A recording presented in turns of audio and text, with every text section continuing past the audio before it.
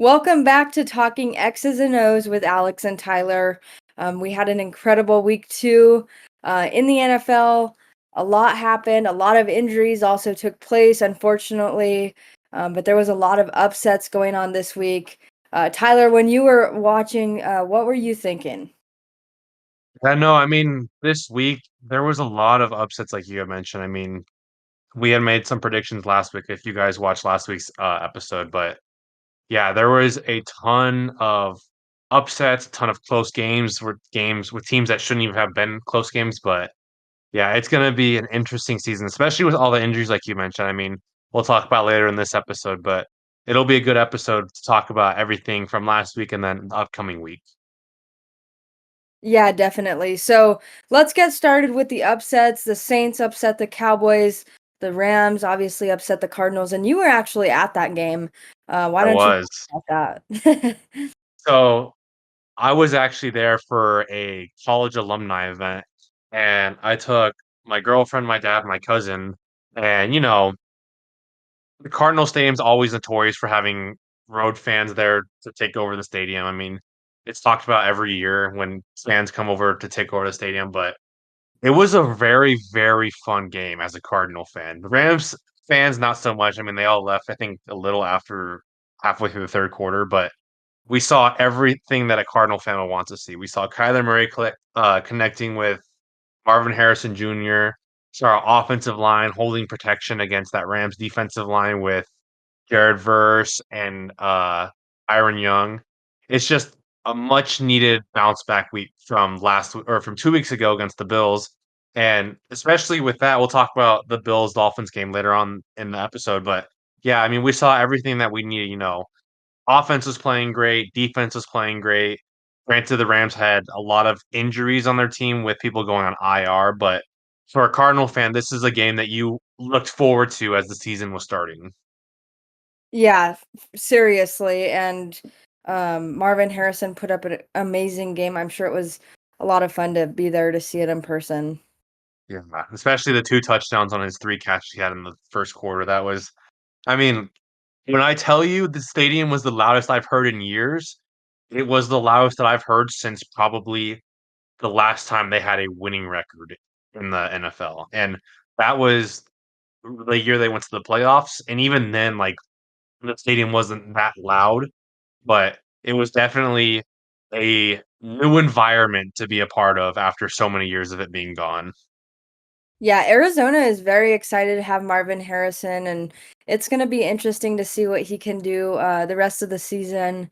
Obviously, he, led the Cardinals to a win against the Rams, one that people didn't think they would win, so that was awesome to be able to get the win. And then another upset that happened this week, the Buccaneers and the Lions game. Um, the Lions have been putting up some incredible records lately, and then Baker Mayfield came into the Buccaneers and was able to take down the Lions, and that was very interesting. I don't know what's been going on. It was almost surprising to see the Buccaneers come in and take down the Lions. I mean, even before the game started, they had some key players out. Like they didn't have Antoine Winfrey playing. I think the Lions didn't have Kirby Joseph playing, but like it's just one of those games where anything could happen on any given Sunday. And Baker Mayfield right now, he's one of the quarterbacks being questioned as an MVP candidate with his performance the last two games. And now we're seeing the old Baker Mayfield from when he was at Oklahoma and him being able to sling the ball around to Chris Godwin, Mike Evans, Rashad White just went out with an injury, so now they have Bucky Irving as their running back for a little bit. But yeah, I know Baker Mayfield had just something's changed since he's came to the Buccaneers team, and it's been something that a lot of people have been wanting to see Baker Mayfield to transform into that quarterback that he should have been a couple years ago. Yeah, he's been doing really good. In the game against the Lions, he completed 12 of 19 passes for 185 yards and one touchdown. I really just couldn't believe that the Lions lost to them, even though they're doing so good.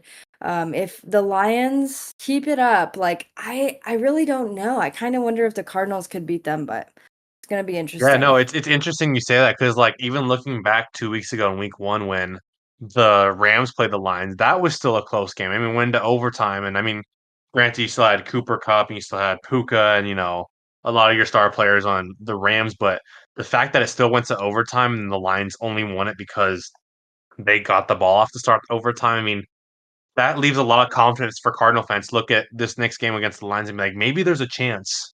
Yeah, and, like, it's just very weird because the Lions are not a bad team, they have Dan Campbell who came in and led them to the NFC Championship against the 49ers last season, where they fell short. And then not only do they have Dan Campbell, but they have Amon-Ra St. Brown, a standout wide receiver, and then they also have David Montgomery, who has been doing a lot of good for the Lions, so it's just kind of weird to see them falling short to mediocre teams. Yeah, I mean, it's to start the season, so maybe they'll get things turned around. I mean, last week we saw Amon-Ra St. Brown not really get used. We didn't see Laporta really get used last week, and now we're seeing it a little bit more with the Bucks game. But it's just one of those games where things unfortunately happen, and teams pull up upsets here left and right, like we saw this week. But I think the Lions still have a good future to make the playoffs, but it's definitely going to be one of those challenges, especially falling 1-1. And there's a whole stat that everyone's been talking about lately that since I think 1990, only 31 teams or something like that out of 270 teams that fall 0-2 make the playoffs. So, this last week was big for a lot of teams. They had a lot of teams going playing 1-1 teams. So there's still a lot of optimism for teams that are 0-2 now. And we'll talk about that. I mean, like we said, with the Raiders and Rams game, like we saw that with the Raiders taking over the games against the Ravens, and that was a huge upset. But I think the Lions' chances at the playoffs are still very high compared to some of these other teams. Yeah, I think so, and when you talk about, um, falling short to, like, a weird type of team, it kind of makes me think of the Saints Cowboys, like, the Saints came in this season and have just been dominating the teams that they're playing. They took down the Cowboys by a lot of points, which was surprising. They have CeeDee Lamb, Dak Prescott, who there's been a lot of talk about extension, and then I think he got the extension just a few weeks ago. He got it right before the week 1 matchup. Yeah, so when you think about that, like especially from the Saints, a team that did not do good last season, and ever since Drew Brees left, taking down one of the best teams in the NFL by a lot of points.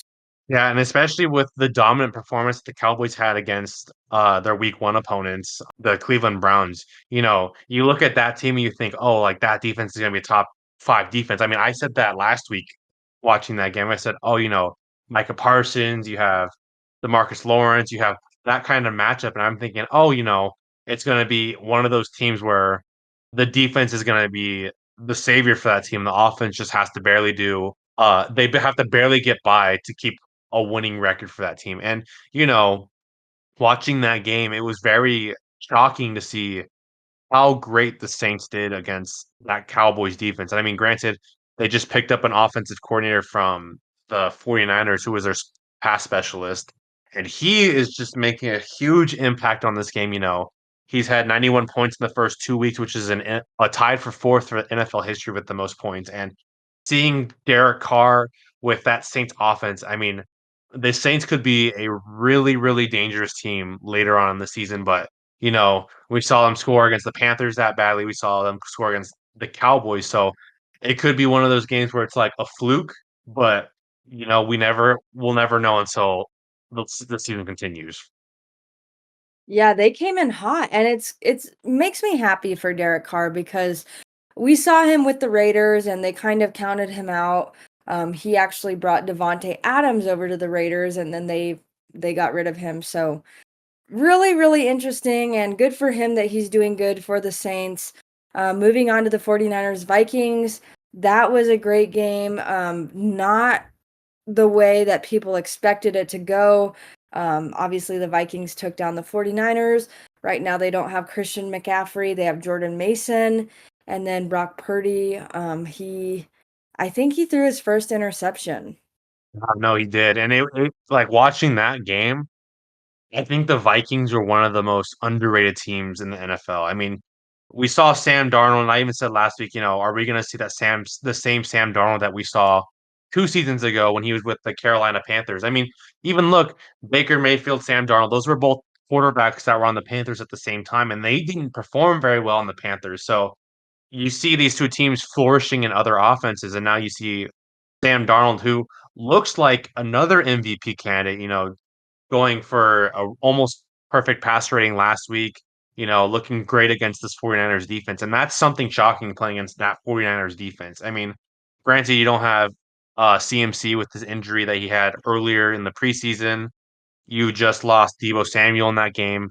Granted, Justin Jefferson out with a knee injury, but the fact that the Vikings were still able to hold that lead against the 49ers and that defense for the Vikings outsmarts the 49ers offense, that's a huge thing to have going into week 3 with a undefeated record. I mean, that team, for as young as that team is, they are looking very sharp going into the season. Yeah, so it's going to be kind of interesting to see what happens with both of those teams, the Vikings, and then Justin Jefferson actually got hurt. So it's going to be interesting to see, especially when Sam Darnold stepped in after JJ McCarthy, their first round draft pick, got hurt. And then also with the 49ers and them not having Christian McCaffrey and then Deebo Samuel, who got hurt. So two teams that should be on the radar. But some more teams that should be on the radar, the Ravens and Raiders. The Raiders took down the Ravens, which was a huge surprise to people all over the country. Yeah, no, that one, I don't think a lot of people saw that as a possibility.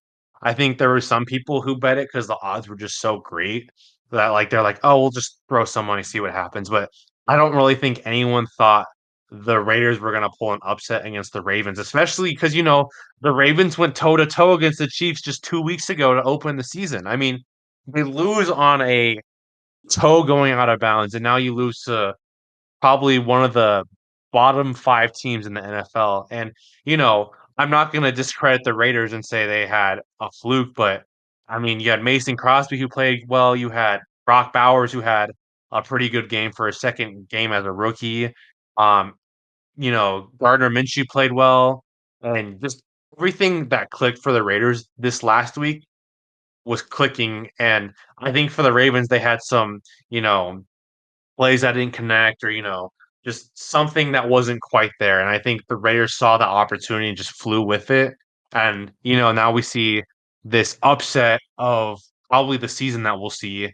And a lot of people are shocked thinking, oh, are the Ravens in trouble? Like, should John Harbaugh be done with the season? And I think that's a little bit of a stretch for John Harbaugh to get fired. But, you know, it's definitely a question to be had, especially Raven fans having him on the team for so long. But it's definitely a shocking moment for this season so far in the NFL season. Yeah, but I mean, at the same time, like I think John Harbaugh getting fired, that is way blown out of proportion. Yeah, it's But a little extreme. yeah, except it does raise some red flags, like you mentioned. The Raiders have Gardner Minshew, who we both know he's not a top tier quarterback. But they do have Antonio Pierce and Max Crosby, who are great with the Raiders organization. And then moving on to the Eagles Falcons, that was a great game. Yeah. The Falcons, that was an amazing game. And I think I don't really know. I think maybe it was half and half with projections, but really the Eagles were favored and then they fell short. Yeah, and I mean, we saw that a lot last season with the Eagles. I mean, after what was it, week 10 for the Eagles, we saw them just fall apart game after game. I mean, the 3 games that I can think of last year where they should have won, Seattle Seahawks, Arizona Cardinals, and the New York Jets. They were all leading the game with like 2 minutes left in the 4th quarter, and then, they lose the lead when they're having like a 90% win rate. I mean, last night going to the last minute and a half, the Eagles had a 99.3% chance to win the game. And, Atlanta could have lost, but Saquon Barkley dropped that pass on 3rd and 3, and they ultimately kick a field goal to only make the game a 6-point game. And, the Falcons, the defense for both teams were playing great. So a lot of people thought, oh, the Falcons aren't going to be able to go down and score and, win this game. But, Kirk Cousin in primetime doesn't have that great of a record playing in primetime games, but he showed up when it mattered for the Falcons, went out there, minute and a half, no timeouts, went up scoring drive with Drake London scoring the game-winning touchdown, and they go up with 1 point. And a lot of people are thinking, oh, well, if the Falcons can do it, so the Eagles can do it. And then the Eagles go out there, Falcons bring pressure, and then Jalen Hurts throws the game-losing pick for the Eagles. So it was a very, very defensive game and an amazing win for Falcon fans around the country to see. Yeah, and it's interesting that you mentioned the Saquon Barkley part because this morning he came out and said he let his team down, except in his first week he had an amazing game with the Eagles. So it's interesting that he said that, and it just kind of shows the motivation that he has and the accountability that he holds himself to. Another thing that should be added is it came out just earlier today that Jalen Carter actually didn't play for the first couple of drives in the game because he was actually benched for missing team meetings, which is another thing you don't want to have as an Eagles fan because the team chemistry, it's kind of up in the air, especially how after last season went, and then you had players come out after the game say, "Yeah, our coaches really didn't talk to us after the loss against the Falcons. It was more of a player-led team." Like as an Eagles fan, that's not something you want to see, especially with your team going to the Super Bowl just 2 years ago. And I really think that Nick Sirianni's job is definitely in the air, and I would not be shocked to see if he didn't return with the Eagles next year. That's something that I've seen from last year carried over to this year, where he just has that personality where his ego is bigger than the team. And I think Eagle fans right now need a coach that can put his ego aside and play around the team that they have right now. Because on paper, the Eagles' defense and offense is outstanding. I mean, you have Quentin Mitchell, who just got drafted this year, who's playing great for a rookie corner, and a young defensive line, young defensive team. Jalen Hurts is still pretty young. You have Saquon Barkley, who's granted probably like one of the top 5 running backs in the league, and to see them fall apart the way that it did this last week, it's very, very upsetting to see. Yeah, exactly. And then when moving on, another game that was a huge upset this weekend, the Seahawks Patriots. The Seahawks took down the Patriots 23-20, and the Patriots, they started off with a banger this season, taking down their first opponent. A lot of people did not think that the Patriots would be a good team heading into the season, and then now they're hanging in there with their opponents. So the Seahawks, not a great team. But the Patriots also not a great team, but they did beat the Cincinnati Bengals 16-10 in week 1. And then they went into overtime with the Seahawks, fell short, but it shows that they're putting up a fight. Yeah, and I mean, looking at Seattle, I mean, with their new head coach, Mike McDonald, he definitely has the defensive mindset that the Ravens had last year. I mean, that's what made the Ravens so good. And being able to carry over that defensive mindset to another young defensive team with the Seahawks with, you know, two very great corners and a very young defensive line. I mean, that's something that the Seahawks need.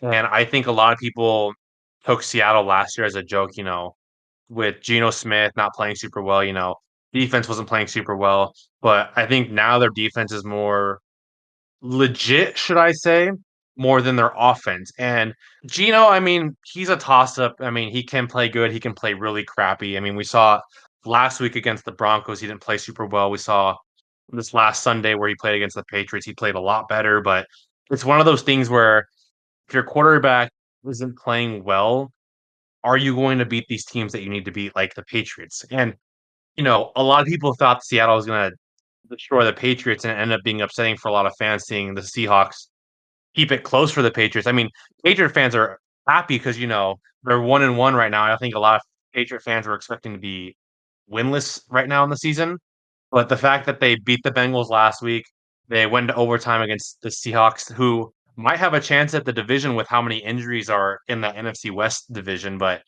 it's going to be one of those things where you have to get the offense clicking a little bit faster for Seahawks to take on a division with, the Rams, the 49ers, the Cardinals, especially with how great they've been playing so far. Yeah, definitely. And then with Gerard Mayo and then Jacoby Brissett coming in, it's very interesting because it shows that even like new players, new coaches can come into the organization and just kind of turn things around. So it's going to be interesting to see what happens with the Patriots next. They're set to face the Jets on Thursday.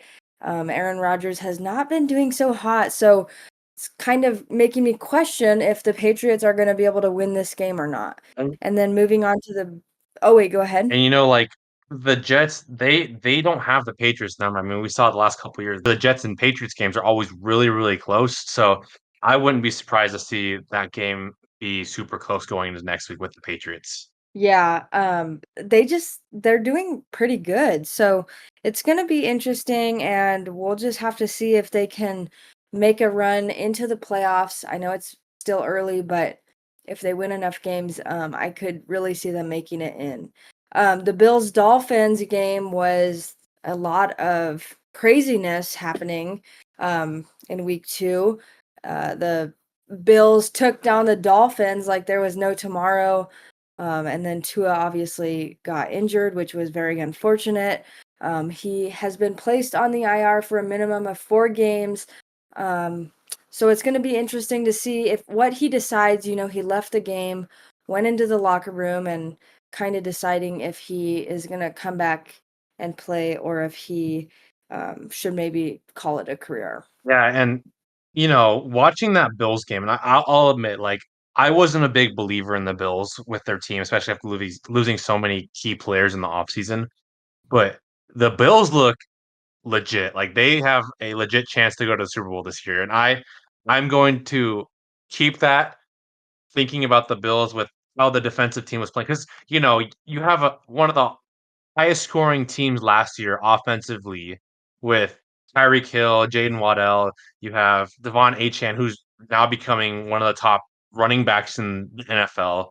You had Tua, that type of offense playing against the Bills with all the acquisitions that they lost this last offseason, and to go out there and win 30-10, that's a huge thing for Bills fans to look forward to. And I mean, you look at the Dolphins, I mean, plays weren't happening. Tua was making some bad throws left and right, and, offense wasn't clicking, but it's unfortunate to see Tua go out the way that he did against the Bills, his 3rd concussion in 2 years, and it's come to the point where a lot of people are calling for him to retire, and I being one of those people that think he should retire. I mean, you don't go out there to risk your life for a game. I mean, I get it.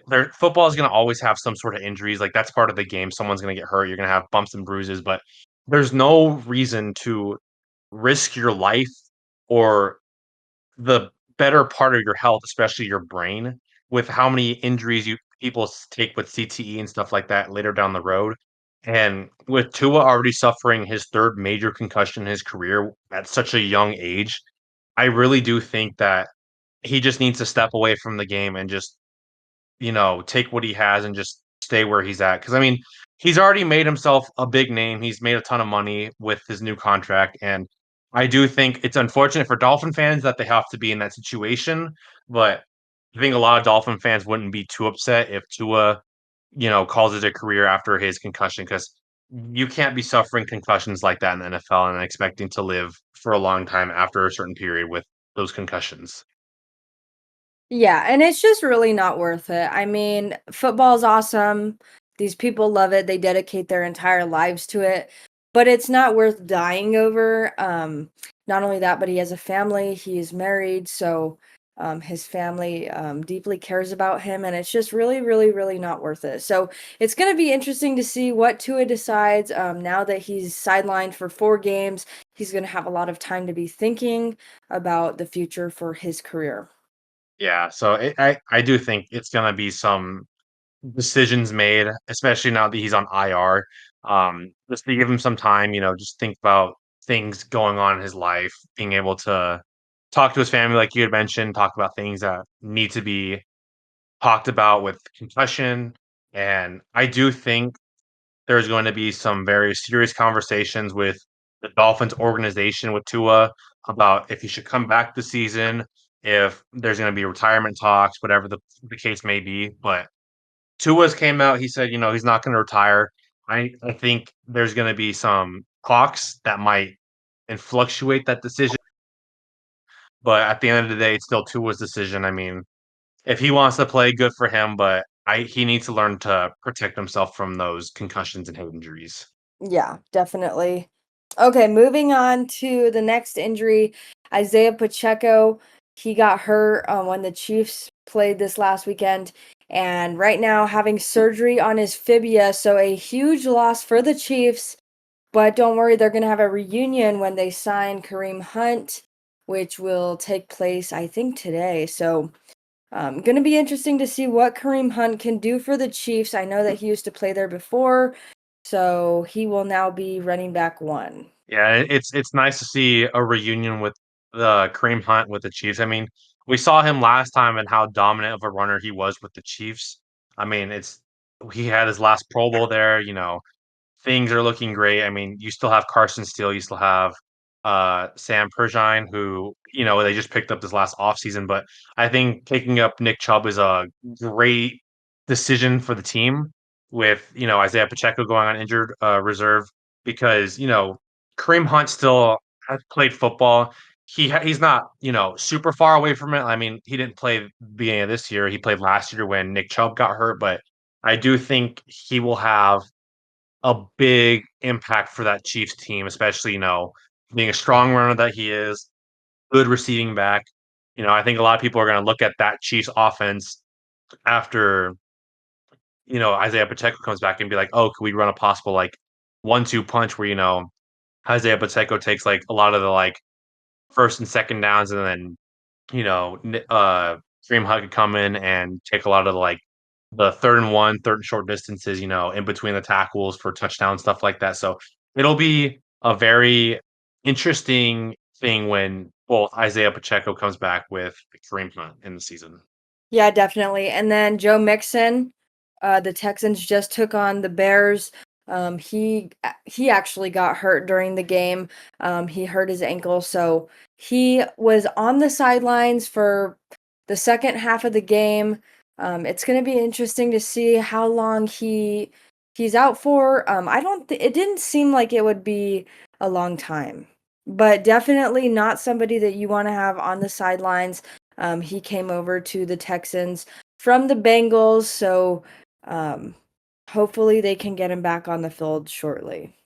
Yeah, and especially with Joe Mixon, I mean, that was a very, very big acquisition for the Texans to have with Joe Mixon coming to that Texans team.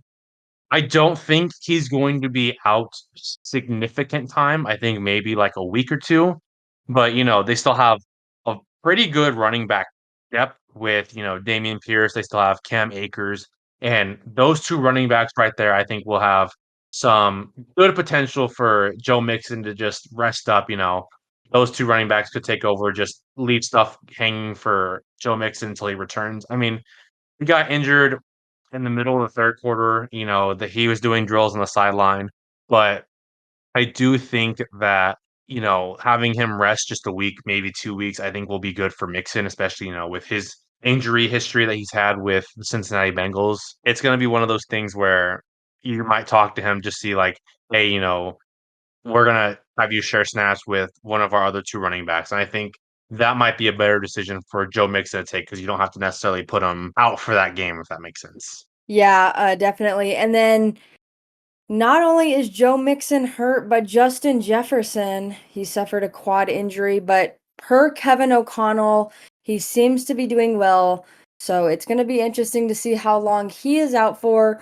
Definitely not somebody that you want to have on the sidelines, especially with Sam Darnold, who just took over the team at the beginning of the season after JJ McCarthy got hurt. Justin Jefferson, definitely a maker and definitely somebody that you want to have on the field. So I'm sure the Vikings are just counting down the days until he is better. Yeah, and especially Justin Jefferson. I mean, with how good the Vikings have played so far, I mean, it's a huge loss for the Vikings just because he is one of the best receivers in the NFL right now, and Jordan Addison's out with injuries, and you know that wide receiver core is very, very depleted as it is early in the season. So the Vikings could face some potential issues later down the road against better teams. I mean, granted, Sam Darnold played very well against the 49ers, but it still could be one of those things where they could face some serious issues down the line. Yeah. And then not only is Justin Jefferson injured, there's a lot of injuries, so we're just going down the list. Cooper Kupp could go on the IR with an ankle injury, not somebody you want to have missing from the team, especially for the Rams. They started off their season pretty good, and then they fell apart. So not somebody you want to have off of the field. And not only is he off of the field, but so is Puka Nakua, who could be out until week 9 with a knee injury. So, two receivers that are their starters out. Um, Now Matthew Stafford is left with some backup receivers. So, the Rams just kind of hoping that these two can get on the field as soon as they can.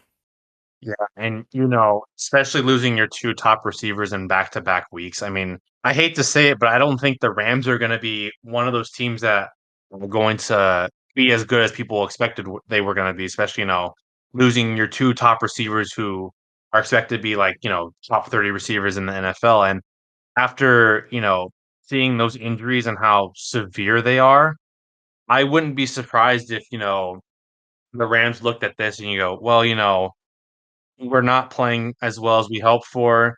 We're probably not gonna make the playoffs, so, maybe we could just tank our season, pick up some other draft picks for the future, and maybe go on from there and decide what we wanna do with. Because the Rams are in a tough division with the NFC West. It's kind of hard for them to face that decision with, the 49ers, the Seahawks, and the Cardinals, who are now all expected to play really well now that their teams are starting to build up a little bit more. Yeah, it's going to be interesting. And then not only is that player hurt, Cooper Kupp, Debo Samuel, who just played against the Vikings with the 49ers, is hurt. He hurt his calf and will miss several weeks. And just not a good time for the 49ers, especially with Christian McCaffrey being out with a calf and Achilles tendonitis, who is on the injured reserve list, won't be back till week 6. So not a fun time for the 49ers. Two of their main players out, which leaves them with Brandon Ayuk, George Kittle, Jordan Mason. So they are just hoping to have Debo Samuel and Christian McCaffrey back. And these two players get often pretty frequently, so hopefully they'll find a way to work around it, but definitely a huge loss for the Niners. Yeah, and especially, with those two all-pro players being injured. I mean, you have Brandon Ayuk who just signed his huge extension with the Niners. I mean, he has not been playing to the potential that Niner fans were hoping to. I mean, no touchdowns, a couple of drop passes that should have been caught, not looking very great for Niner fans with all the injuries on offense. And, Jordan Mason's playing well, but, you have two receivers out, one with the calf strain. You have Ricky Pearsall, who was out with that armed robbery where he got shot. So it's going to be a very tough offensive year for the 49ers. I mean, defensively, the team looks great, but, defenses can't really always stop offenses left and right. So you're going to need some offensive help here and there. But it's going to be one of those games where you're going to see, Dewan Jennings, you're going to see Brandon Ayuk, who have to step up their game now that Deebo Samuel and Christian McCaffrey are out. I mean, who's to say, especially like Jordan Mason with how much of a workload that he's getting, like what are the chances that he gets hurt? So then you might have to go to like your third string running back or, go to the free agency who's available. Because right now the Niners team looks very injured with how many weapons are being injured left and right in the first 2 weeks. And, we're not going to see a lot of those players back until middle of the season. Yeah, so definitely a loss for the 49ers. They're going to have to work around it. Brock Purdy has been doing very good with them. Fred Warner, who had some huge plays during the game against the Vikings. But moving on, A.J. Brown with the Eagles, who is a game changer, will be missing several weeks after an injury to a hamstring. This is definitely not somebody that you want to have off of the field. As I mentioned, a huge game changer. He is a very fast player, and the Eagles just gonna kind of have to figure out a way to move past their opponents, and they've been figuring that out kind of with Saquon Barkley, but just not yesterday against the Falcons. And DeForest Buckner's, and he's one of those lead players on that defensive line where he is going to make plays and be able to do stuff like that to keep that defensive line going. And losing DeForest Buckner, after losing to the Packers with an amazing amount of rushing yards that they gave up, I think is a very big loss for that defensive line. And their defensive line wasn't necessarily great, but losing a key player like that, it's only going to hurt the defensive line more later on down the road. We go on with all the injuries and we look at the Cardinals. I mean, you have two of their big defensive players who they go out very beginning of the season. You have Darius Robinson with an IR with a calf strain. He's supposed to be out to like week 5. And then you lose BJ Ojulari to an ACL tear during training camp that goes out for the season. And losing both of those players for that young defensive line that the Cardinals have. I mean, both are expected to have huge breakout seasons this year, but losing both those players, I think, deteriorates the pass rush that Cardinal fans were hoping to see. And I think we see that a lot with, David Collins and Dennis Gardeck, who are still playing good, but it's one of those things where you want to see your rookie players step up, especially your second year's player who are projected to have huge seasons going on left and right, and being able to see them step up and create a pass rush with the Cardinals defensive line that's supposed to be building within the next year or two. So going on from that, we go to Matt Milano. Tore his bicep, he's out indefinitely. We all know if we'll see him this season. Last year he faced a lot of injury history being out, and having that Bills defense with Matt Milano out, I think it's a huge loss because Matt Milano was such a good player a couple years ago for that Bills defense that he made it quite difficult for teams to plan around him. And with his mindset that he has on the field and just the vision that he has, it's something that Bills fans want for Matt Milano to have on the field to keep that defense going. So I don't know if you want to add on to that, Alex, with Matt Milano. Yeah, definitely. And that's one thing about the Bills is he's having him gone. It's very unfortunate for the team, except they do still have Von Miller, and he's playing like it's day one. So a loss for the Bills, but hopefully he'll be back soon. But the Bills have seemed to work it out.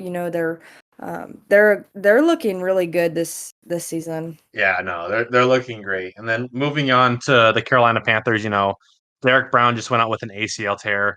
He was supposed to have a big season, just recently signed a contract or a contract extension with the Panthers, and losing your top defensive line there. I mean, the Panthers defense has been struggling, and losing your star player there. I mean, there's only so much that can go wrong there with the Panthers, and you can't really do much. The Panthers are going to struggle with just how the team's been performing recently, and having, your star player like that, just it's something you don't want to be able to witness and see going out with the season because, things are going to keep progressing left and right. And, are we going to see the Panthers end up getting better later in the season? Who knows? But unfortunately, Derek Brown will not be there to help with the Panthers rebuild this season or next season. Or Yeah, and another person that won't be with the Panthers, Bryce Young, who was drafted last season in the first round, first pick actually, but the Panthers decided to sway away from him and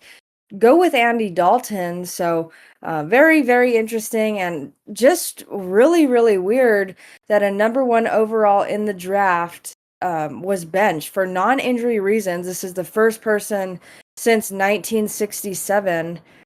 So just really, really bizarre. Second game in his second season, you would think that they would give him a little bit more of a chance, but they decided to move on. yeah, it's unfortunately seeing Bryce Young go through what he's gone through, but watching the film and seeing Bryce Young play the way he's been playing, I think it's the correct choice for the Panthers to, just sit him for a couple weeks, let Andy Dalton take over, see what can happen. But Bryce Young is still a young quarterback. I mean, we saw two other quarterbacks in Sam Darnold and Baker Mayfield come out and play well for the teams they got put into with the Vikings and the Buccaneers, but maybe we'll see something with Bryce Young uh, later on down in his career. If he stays with the Panthers, maybe he'll get traded to a different team, but I do think it's good for him to, you know, take a step back, just regroup himself so that when he is ready, he can go back on the field and play to a better level than he was last season. Well, that's the thing, and, like, when new quarterbacks come into the league and then, there's, like, veteran quarterbacks in there, I remember seeing a thing where Tom Brady said that it's good for the rookie quarterbacks to learn from the veterans, but in this case, it just really does not think that Bryce Young will ever be a starting quarterback again, you know? His chance was just stripped. Yeah, and I mean, I shouldn't blame it on the Panthers because, the Panthers are still in that rebuilding phase, but I do think the Panthers is part of the reason why he's still struggling to adapt into that NFL starting caliber lineup. But, we look at a lot of Alabama quarterbacks. I mean, Mac Jones is a backup quarterback now. You have Jalen Hurts, who's just lost 7 of his last 9 games. You have Tua, who is now out with concussions and injuries, and now you look at Bryce Young. I mean, maybe it's better for him to maybe just go back to being a backup role, but I think we'll see him at least be a starting quarterback for just a couple more years. Maybe something will change along the way, but yeah, unfortunate situation for Bryce Young to be a part of. Yeah, but moving back to the injuries, Hollywood Brown will be out till January. He is getting surgery. So not a fun time for the Chiefs, but they were able to kind of explore with Xavier Worthy, who was drafted in this year's draft, who scored 2 touchdowns in the first game and has just been a powerhouse in his first few games. Yeah, and I think a lot of people expected Hollywood to have a significant impact in this Chiefs offense, especially, having him pick up a 1-year contract with the Chiefs and be their starting receiver, with Xavier Worthy playing like the second or third string receiver with Rashee Rice. But I do like that they were able to explore their options with Xavier Worthy now that Hollywood Brown's on injured reserve until possibly playoffs, maybe a little bit longer. But it's nice to see the Chiefs still find things to work around, especially with all the injuries going on. And then moving on, we have Deron Bland, who set the NFL record last year for most pick six in a season, who went out very beginning of the season with a foot injury. He's designated to return within the next 4 weeks or the next 2 or 3 weeks, but we'll see if he comes back. That's another big defensive back loss for the Cowboys. Maybe another reason why the Cowboys haven't been playing so well. But we still have Trayvon Diggs, and being able to see the two of them back together when he is healthy, I think will change a lot of the Cowboys' defensive schemes. Yeah, for sure. And then JJ McCarthy, obviously, he is still out. He will be out for the remainder of the season after suffering a knee injury. So obviously, Sam Darnold took over for the Vikings. I think Sam Darnold is going to end up starting for the Vikings just to begin the season, but I think it's not terrible that JJ McCarthy had a knee injury for the season. I think it's bad for his overall career because like now you're going to be looked at as an injured quarterback.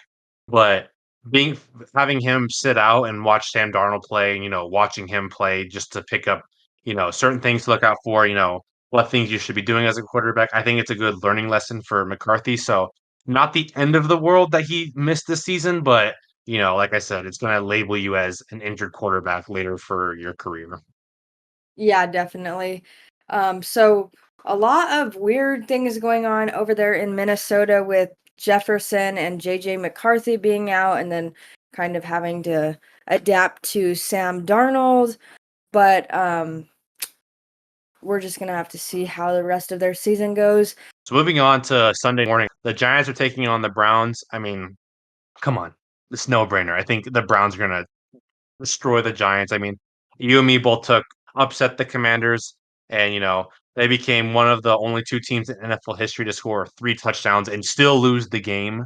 So I think now you're just looking at the point for Giant fans where, okay, look for the number one draft pick because I don't think your season's going to go very far from where you guys are at right now. But, Brown fans, I think you'll get a good win here. Maybe recalibrate from, last 2 weeks because you almost lost to the Jaguars last week, but I think Brown fans will absolutely just blow away the Giants here. Yeah, I think so too. The Giants, they're just not doing good at all. Daniel Jones is just he is not the guy. The Giants really, really need to find out an answer, and then they went and they drafted Malik Neighbors. They drafted Malik Neighbors in the draft this year, which was very confusing to me because they're having a quarterback situation and then drafting Malik Neighbors. So I don't really know what's going on with that team, but I don't see a bright future for them whatsoever. The Browns, I think they're gonna just go like crazy this week. And, you mentioned Malik Neighbors. I think picking up Malik Neighbors was the correct choice for the Giants. I mean, I don't think all the Giants' problems are Daniel Jones, but I think a lot of it is from Daniel Jones. I just think the team is just very, very talentless. Because I mean, you lost Saquon Barkley. Saquon Barkley was your lead back for the Giants last 6 years, and losing him, I think, created a lot more problems offensively on that team. And the Giants' defense really hasn't been able to click here with Kayvon Thibodeau and Brian Burns, who just recently got traded to the team, and then Dexter Lawrence. But you know, I like I said, I think the team's so far out of the picture right now, like kind of where the Panthers are at. I think right now they're just going to be fighting for that number one spot. Yeah. Um, but I don't see them winning any games anytime soon. So the Bears and the Colts also some teams that people thought were going to be great this season, but have not done that well. The Colts have won no games. The Bears won one game, and the Bears they lost to the Texans on Sunday night. Um, People thought it was going to be a close game. People thought the Bears could potentially beat the Texans, but Caleb Williams just could not get it done. The offensive line for the Bears looked horrendous. And I really just don't think that the Bears are going to make any type of run this season. And people were saying before the season, oh, the Bears, they're going to go to the playoffs, and myself included. But I really, with this line, I don't see it happening. Like you said, I mean, I was one of those people that had a lot of confidence with the Bears going to the playoffs. I mean, we haven't seen a lot of Caleb Williams playing great. Offensive line, like you said, has been playing horrible. Defense has been all right. I'll give defense credits there, but the offense really just is not clicking for the potential that it has. Roma Dunze, Ian Allen, DJ Moore, and the recent pickup with Devondre Swift. He has not been playing great at all for the Bears, and I think it's one of those things where they should be 0-2, but the Titans obviously just threw the game away with the pick six in week one, and now I'm sitting here with a 1-1 record. I think the Colts will end up beating the Bears. The Colts, I feel like, have a better team. Defensively, maybe not so great because they just lost to Forrest Buckner. The team defensively is still young, but I do think Anthony Richardson will get something done with his offense that he has going on. But I do think they'll be able to shut down Caleb Williams and the Bears offense. So I do think the Colts are going to take the win here against the Bears. Yeah. I mean, I have to agree with you. And then the Texans, Vikings, both undefeated teams. I'm gonna have to go with CJ Stroud, Nico Collins, Tank Dell.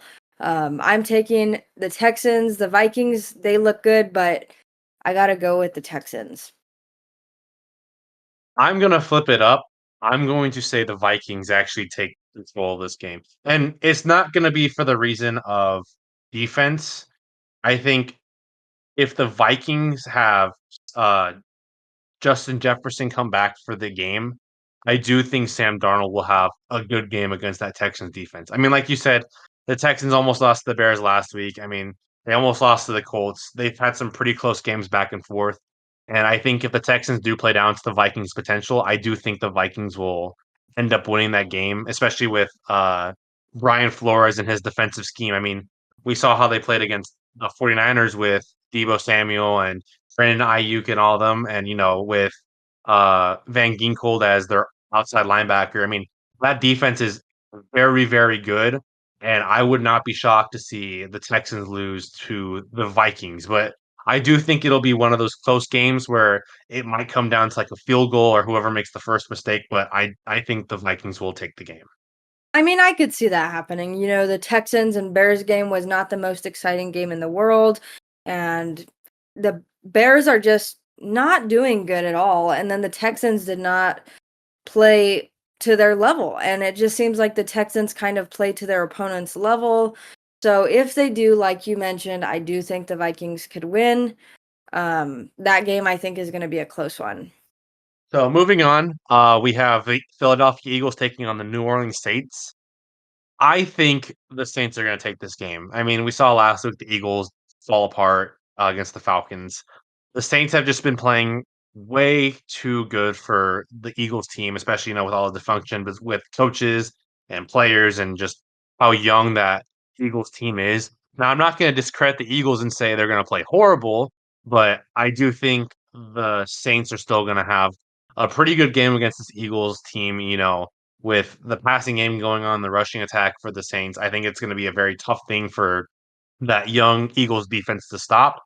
Offensively for the Eagles, I think, AJ Brown being out, that's gonna be a huge loss against the Saints defense because now you're gonna have uh Smitty going up against Marshawn Lattimore, and that's gonna be a whole thing going on there.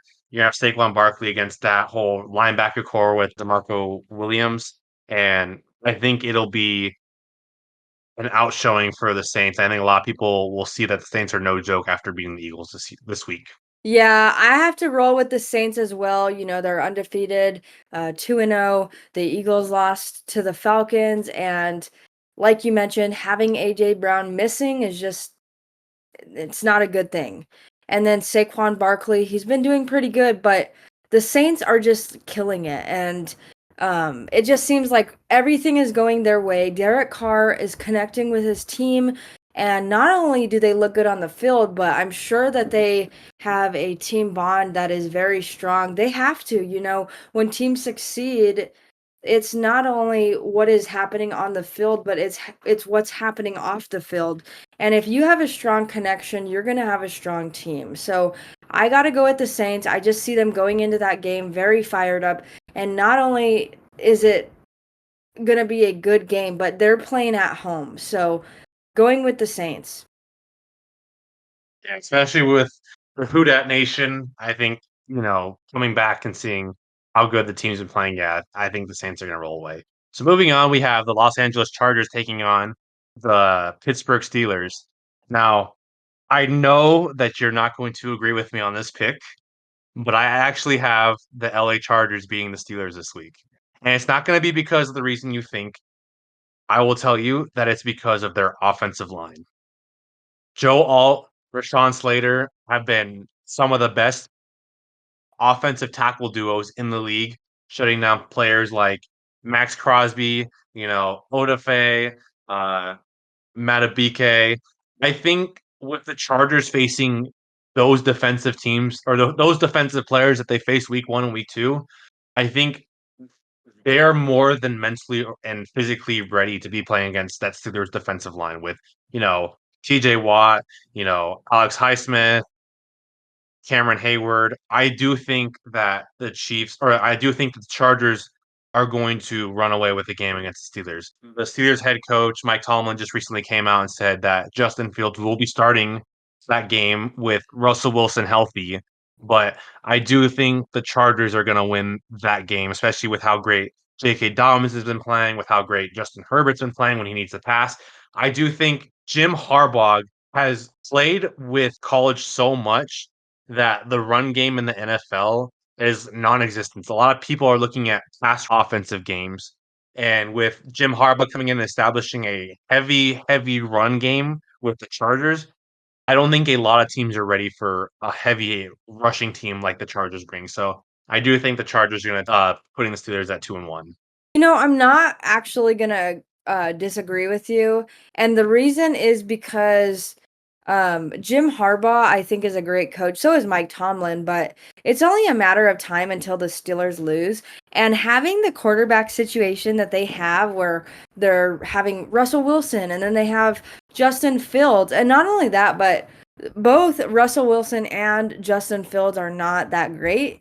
They used to be, and used to be is not going to really win games anymore. So I got to roll with the Chargers, just like you. I don't think that the Steelers defense is going to save them this time. Yeah, and especially, with the Chargers defense still having Khalil Mack and Joey Bosa and Derwin James. I mean, I think they're gonna be more than ready to play against Justin Fields on the Steelers offense because they have to play against Patrick Mahomes, who's kind of a combination between Russell Wilson and Justin Fields, and they have to play a bit against Bo Nix in the future.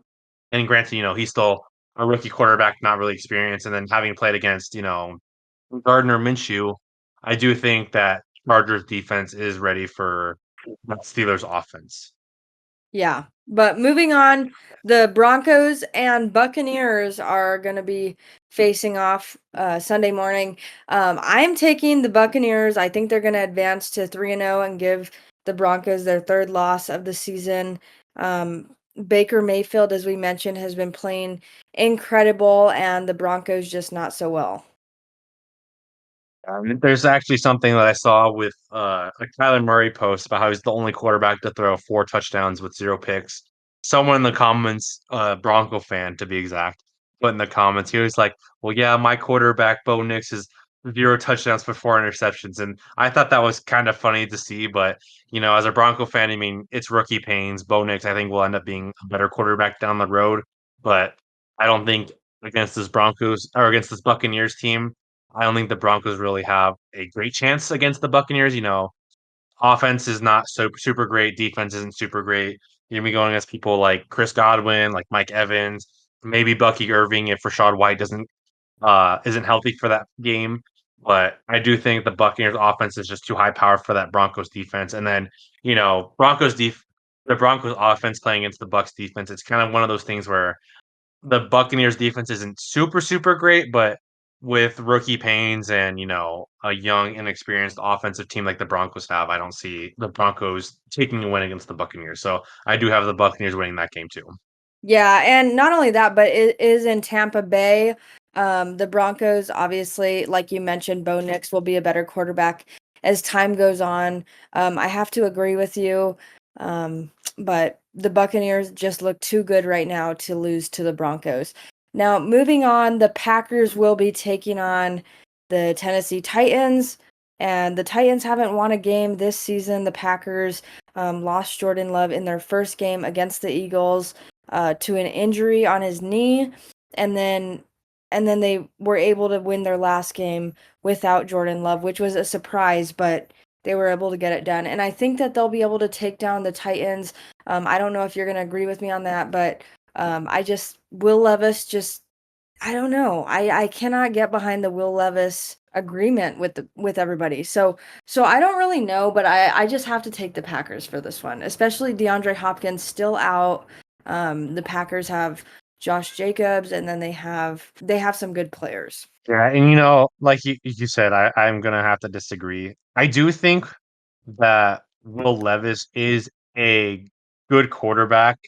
I mean, he's made some great plays. He's made the teams go lead teams like the Bears and the Jets.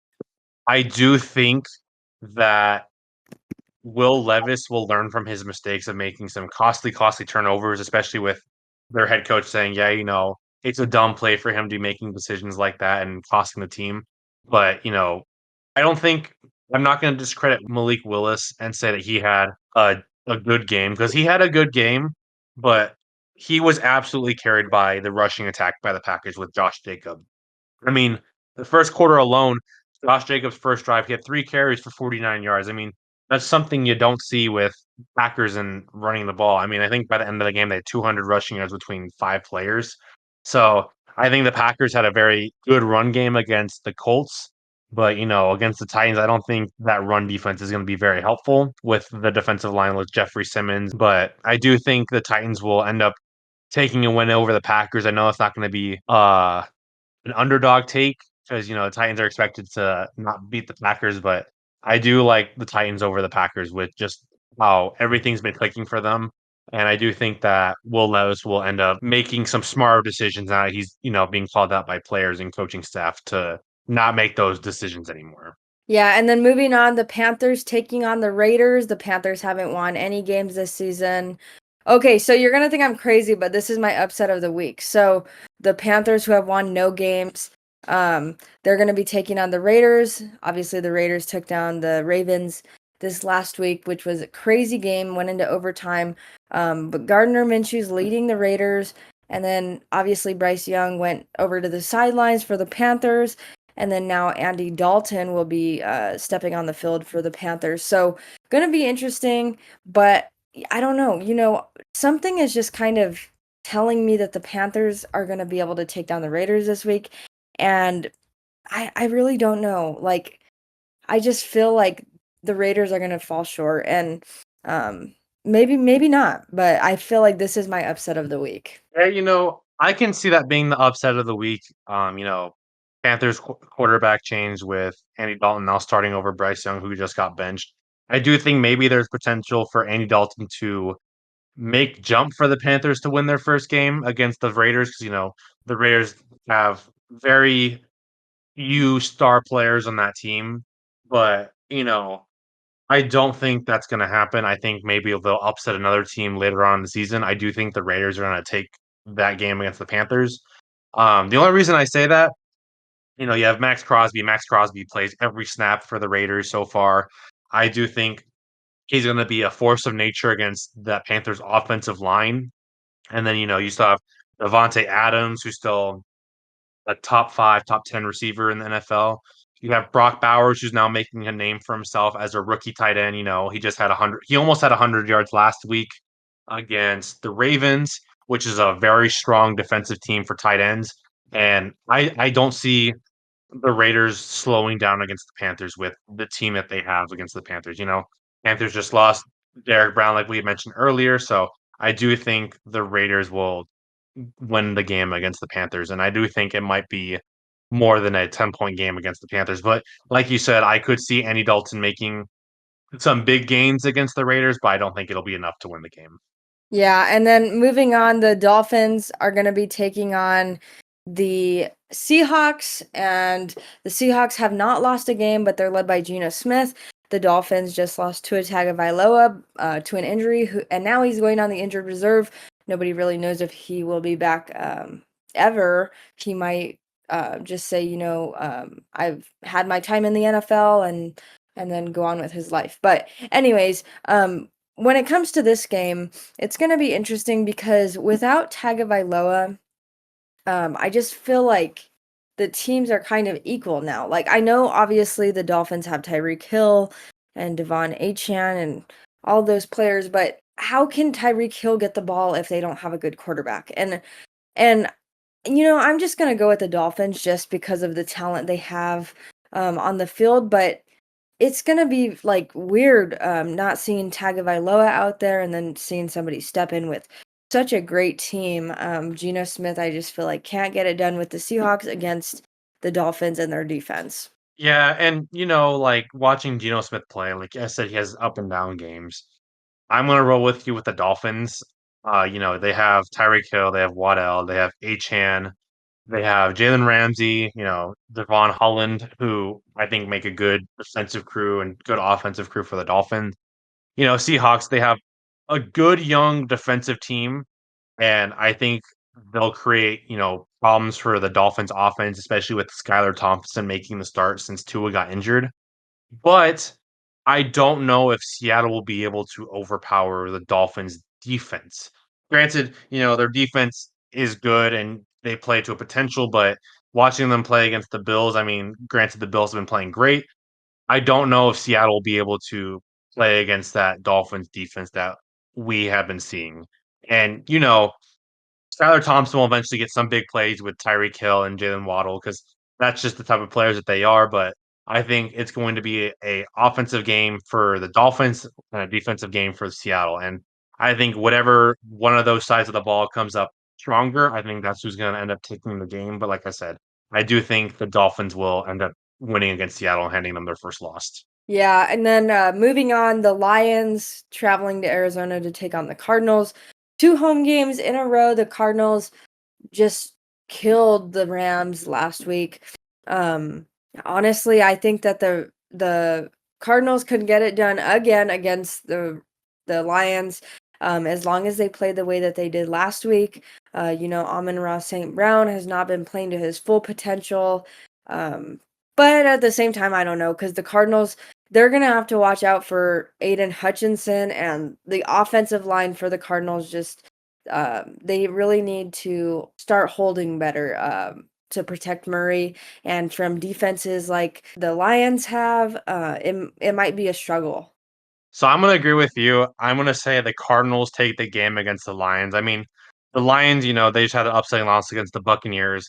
Cardinals had a huge win against the Rams. I think they're gonna ride that train of potential and excitement going into the Lions. I think the Lions are gonna play hard, and Cardinals defensive team, not super great. Have a couple of decent pass rushers, a couple of decent cornerbacks. Amon-Ra St. Brown might get a big game against the Cardinals, but I do think the Cardinals offense is a lot better than the Lions offense. And it's like you said earlier with offensive line for the Cardinals, it's going to be a hard game playing against, especially Aiden Hutchinson, who just had 4.5 sacks last week against the Buccaneers. But I do think if he gets paired up against Paris Johnson, I think it'll be a good matchup between him and Johnson with a one-on-one matchup. If Hutchinson goes on Beachum, I think Beachum will have a day against Beachum and get a couple sacks against Kyler Murray. But watching James Conner play, watching Marvin Harrison finally get into that offensive role of the Cardinals and, establishing a heavy pass game, a heavy run game, and watching them go down the field and score touchdown and touchdown and touchdown against the Rams. I think the Cardinals have that high ride into the Lions game, but I do think the Lions will have a wanted comeback against the Cardinals after falling to the Buccaneers last week. I'm going to say, like I said earlier, the Cardinals will win, but I do think it will be a very, very close game, especially with how both these teams have been playing. And, the Lions still have David Montgomery, they still have Jahmyr Gibbs.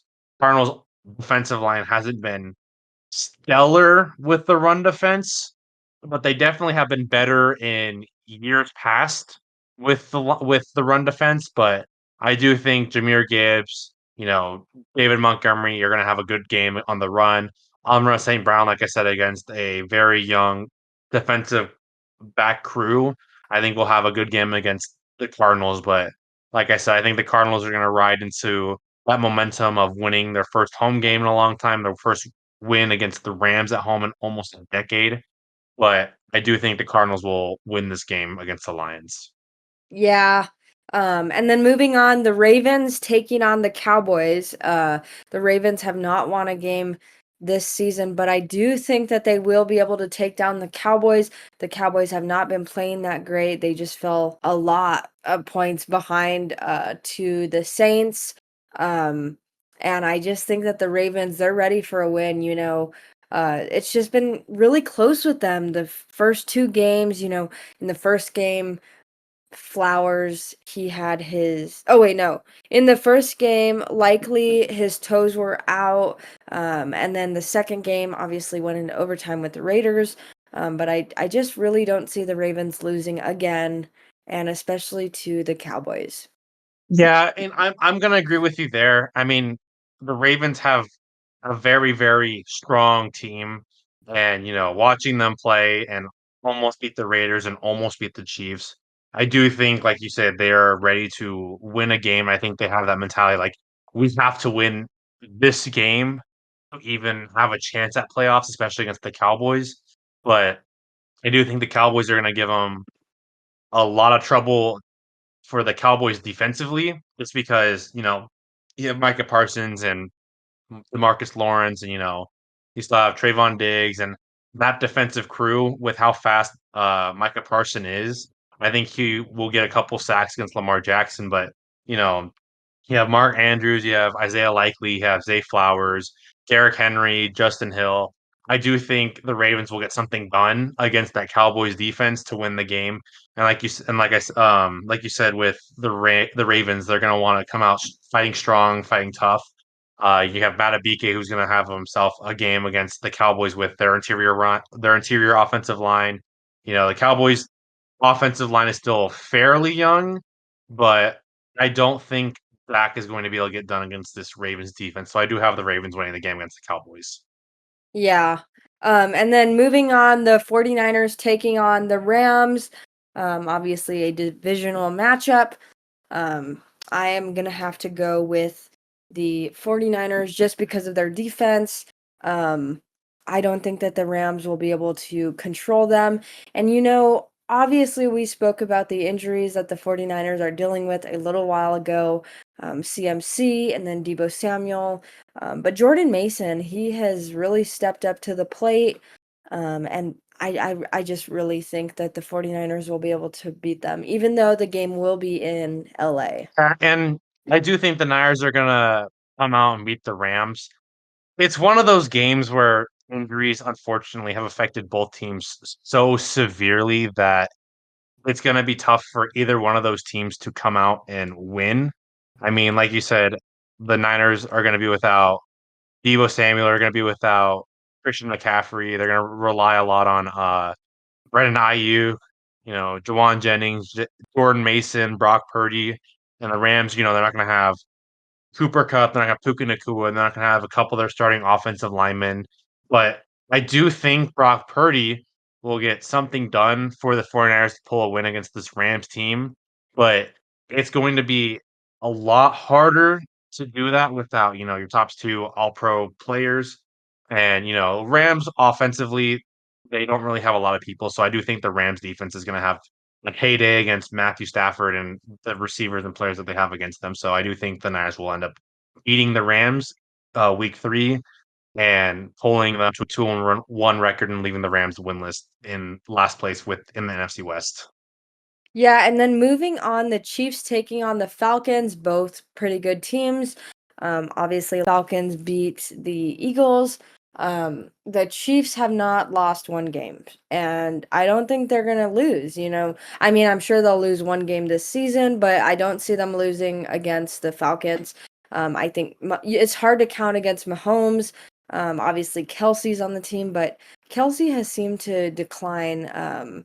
This season, it seems like. And then Isaiah Pacheco, obviously not there, dealing with an injury. So the Chiefs signing Kareem Hunt, and we talked about this earlier. He did pretty good when he played with them before. So I got to roll with the Chiefs. Um, who are you Yeah, taking? I'm going to take the Chiefs too. I mean, we saw the Falcons in their comeback against the Eagles this last Monday. I don't think it's going to happen against the Chiefs. The Chiefs' offense is very quick, very explosive, like we had mentioned in Week 1 against the Ravens. Um, Falcons, they have the potential, but I don't think their defense is going to be able to stop that Chiefs offense. And, same thing with the Chiefs defense. I think they have a lot better defense than a lot of people expect, especially against Falcons, who have Kirk Cousins, Kyle Pitts, who hasn't been playing super, super great. Drake London, who's having a jump back year from last year. Bijan Robinson's playing decent. One of the big factors for the Chiefs is like we mentioned earlier with Isaiah Pacheco being injured. Who is their starting running back going to be for this week? Because Kareem Hunt's not going to be able to learn the play in what is it, 4 days from now. It's going to be one of those things where you know, he has to sit on the bench unless he's like Baker Mayfield. He just remembers all the plays instantly. But they're probably going to run with either their rookie running back with Carson Steele or their backup running up and Sam J. Perrine.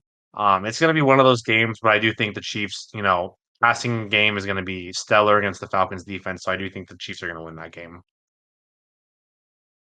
Yeah, and then moving on to Monday night, the Jags taking on the Bills. The Jags have not won any games this season, which is surprising. Trevor Lawrence, a decent quarterback. Then he has Christian Kirk, and and you just would think more for the Jags.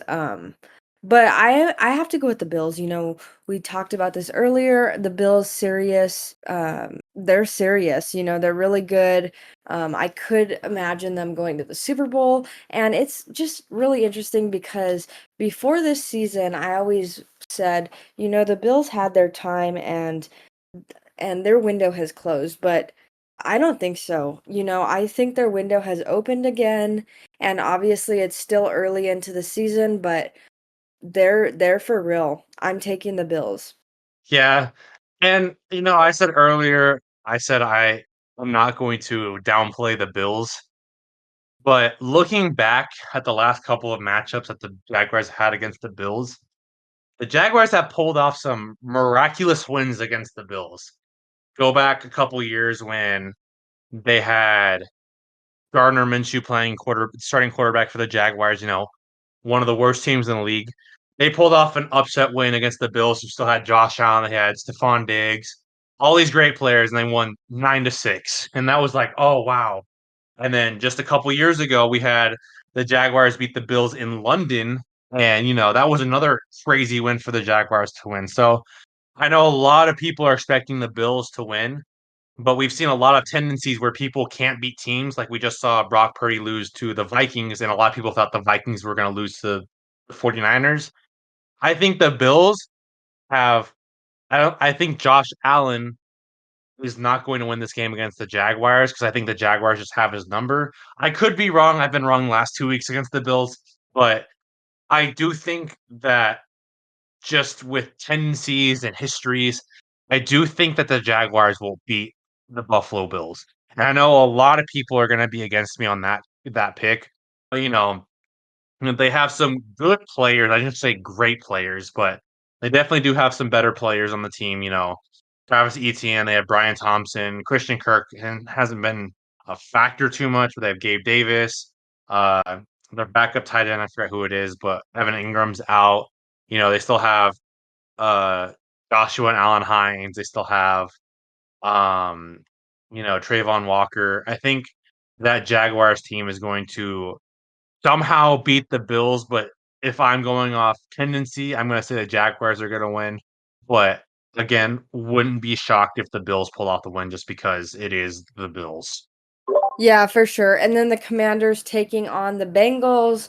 The Bengals, I I don't know. You know, they always start the season off slow. But at the same time, like the Commanders, they're the Commanders. And you know, we talked about this earlier how Dan Snyder, the previous owner, did not invest in them and how the new ownership group they seem like they're ready to invest. And you know, Brian Robinson has just done a phenomenal job.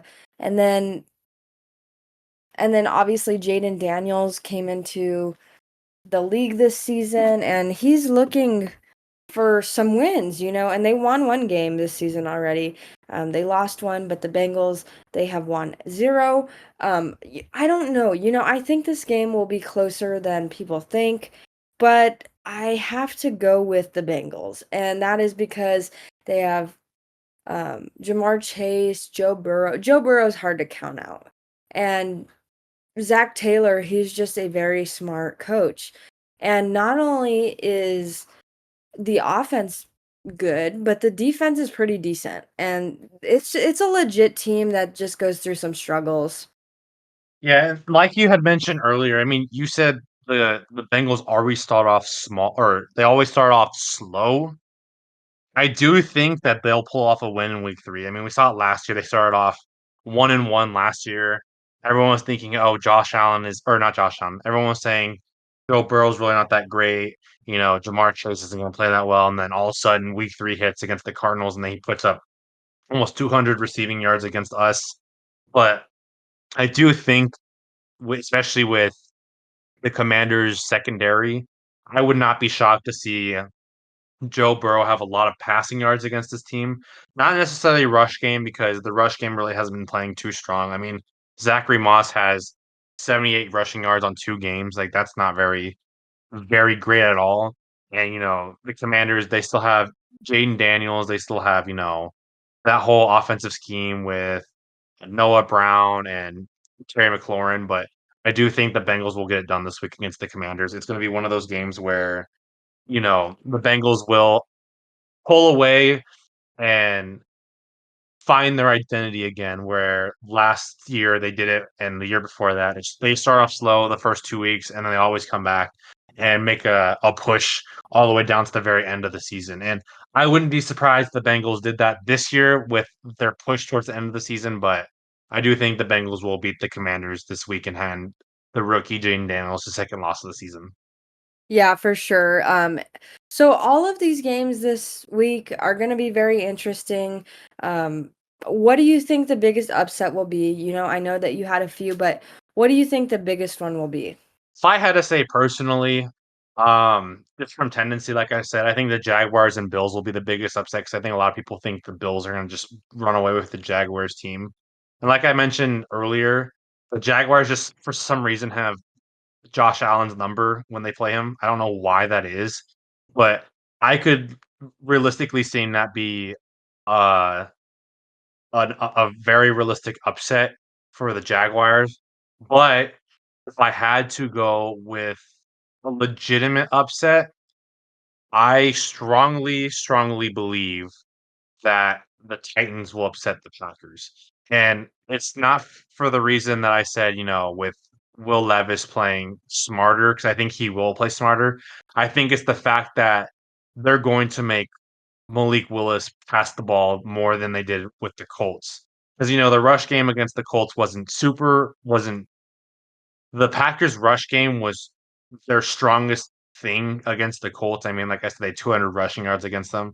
I don't think the Titans are going to allow that. And, Malik Willis and the experience of the Titans that they have, I think Will Levis and the experience the Titans have, I do think the Titans will upset the Packers that week. Yeah, I could see that, but I think my biggest upset is gonna have to be the Giants and Browns. No, I'm just kidding. I could agree with you, and also, another one that I could see is the Cardinals Lions. I think a lot of people don't have faith in the Cardinals, but seeing their game against the Rams, it was just amazing. All about that. But Marvin Harrison Jr., it just seems like he is going to have a great rookie season. Yeah. And, it's, it's one of those things where we've seen the potential already. How much more can you go from there? But I think that's going to conclude this week's episode of Talking X's and O's with Tyler and Alex. We'll see you guys next week. Hopefully, we'll talk more about all the upsets and all of the games from this week. Talk more. Hopefully, there's not as many injuries next week, but unfortunately, it's football. We always see stuff like that happen. But it's nice to be able for all you guys to tune in this week, and we'll catch you on next week talking with X's and O's and Alex and Tyler.